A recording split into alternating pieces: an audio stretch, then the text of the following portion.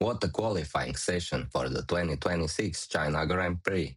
And we have a huge story at the front. Kimi Antonelli is on pole and becomes the youngest pole sitter ever. Mercedes locked out the front row, Ferrari looks seriously competitive, Red Bull is struggling, and there were some big disappointments right through the field. Let's go through the session from Q1 to Q3. Starting with Q1 in P22 was Checo Perez for Cadillac, and that was a really poor performance. He was 1.5 seconds slower than his teammate, which is just a massive gap, and honestly, there is no way to dress that up. In P21, Lance Stroll, nothing too surprising here because Aston Martin still looks like a team that is struggling badly, and it feels like this could be the story for quite a few races to come.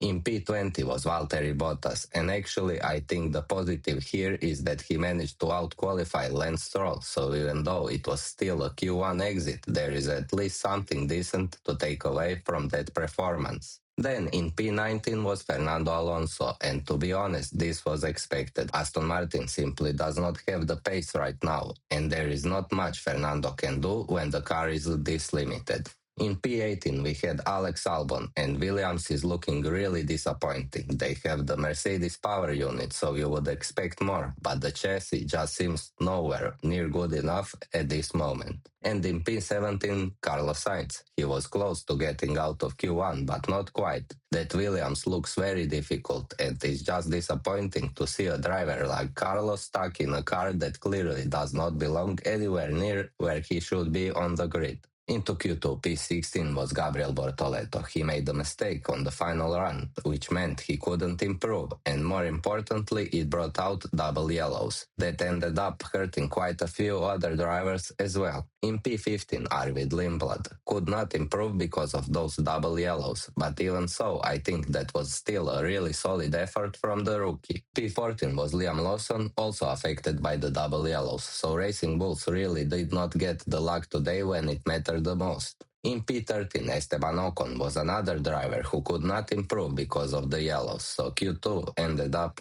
being heavily shaped by that Bortoleto mistake. P12 was Franco Colapinto, and this one is a bit disappointing because Gasly is clearly getting more out of that Alpine. Franco missed Q3 by just 5 thousandths, so the pace was nearly there, but nearly is not enough in qualifying.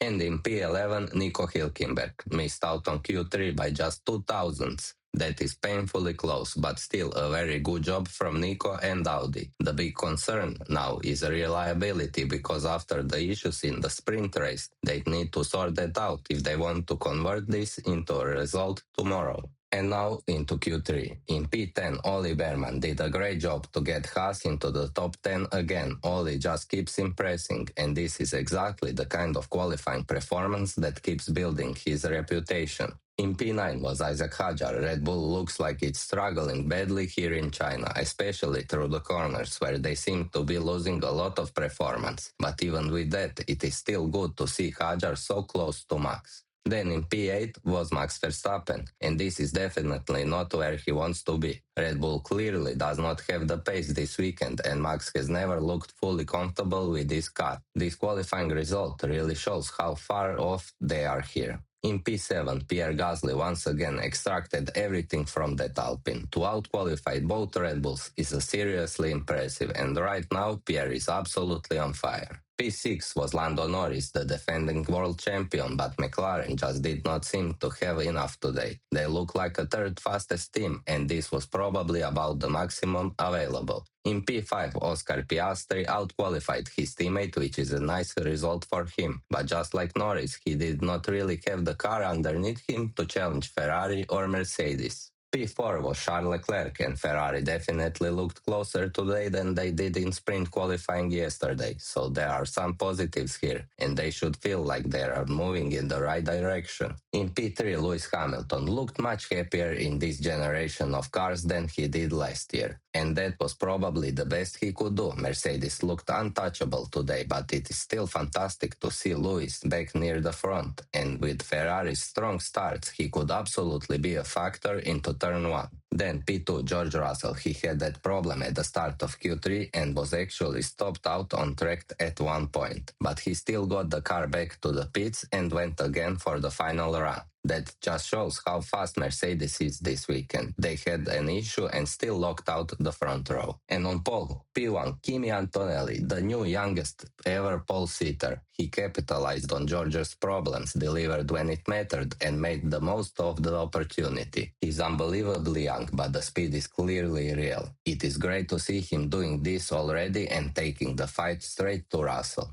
So overall, the big headlines are Mercedes domination, Antonelli making history, Ferrari looking strong enough to fight, McLaren only third best, and Red Bull way off where they need to be. Then further back, Aston Martin and Williams are still in a really rough place, while Gasly, Bearman and Hülkenberg all did very impressive jobs. Tomorrow should be fascinating because if Ferrari gets a strong lunch, Hamilton could challenge immediately, but on pure pace, Mercedes looks like the team to beat. And after a qualifying like that, all eyes are going to be on young Kimi Antonelli to see if he can turn this pole into an even bigger statement. Thank you for watching. Please comment, like and subscribe.